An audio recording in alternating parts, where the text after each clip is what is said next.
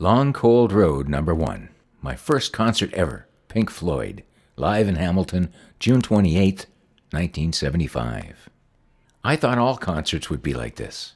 It started in the basement of my parents' general store in West Guilford. I was just going on 17, and one of my daily tasks was to augment the wood-burning furnace with cardboard and yesterday's newspapers.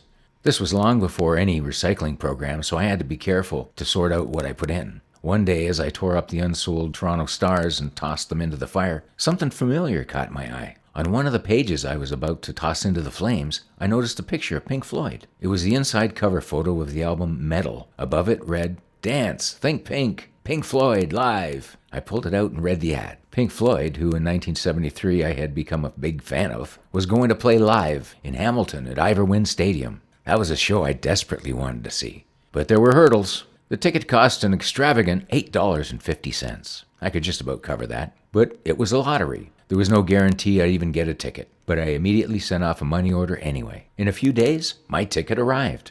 Next hurdle, getting to Hamilton from Halliburton Highlands was a long drive. 5 or 6 hours. I had a car, but it was an old one, a 1964 Pontiac station wagon. It could possibly make the trip, but I was still 16 and hadn't even driven on a real highway yet. And there was no one that I could ask to drive me. My parents were more than a little concerned about such a long drive for such an inexperienced driver, but when my ticket arrived, I knew I had to make it work somehow. I asked my buddy Jack Outram to come along. He said he didn't mind going even without a ticket. So I finally had a plan. This was going to be fun.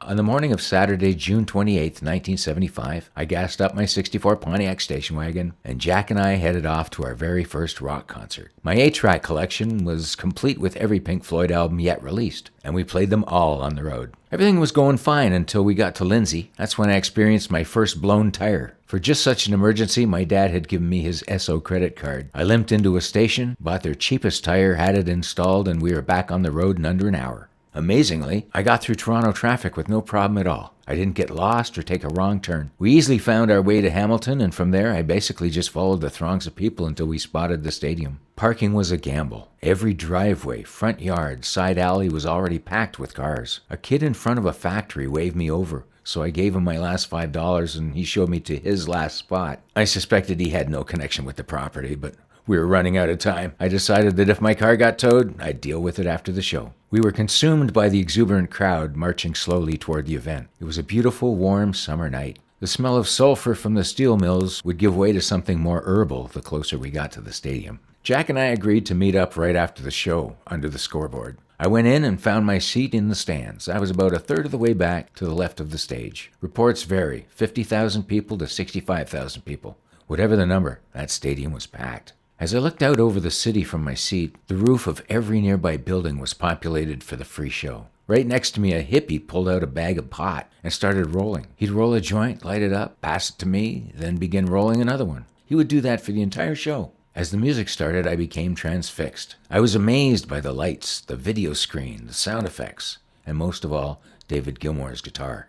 As this new song began, David Gilmour kept repeating 4 slow, haunting notes.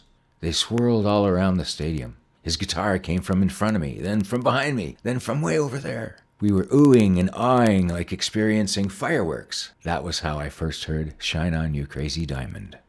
About halfway through their encore echoes, I headed out.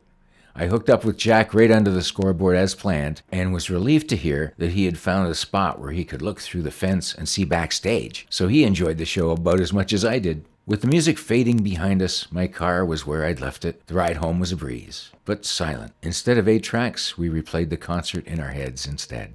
I happened to experience that very show again. Thanks to the internet, you can find an astonishing array of bootlegged concerts, and I found this one. It's known as Steel Breeze. It's a wonderful show. But for me, that concert, just 2 days after my 17th birthday, was when my life completely changed. Note: we got out of there just in time. Since this was the final concert of that tour, the road crew loaded all their remaining pyro and blew it off in one huge orgasmic celebration at the end of Echoes. Unfortunately, it was too much for Ivor Wynne Stadium's scoreboard, which was damaged, showering glass onto people below. Luckily, no injuries were reported.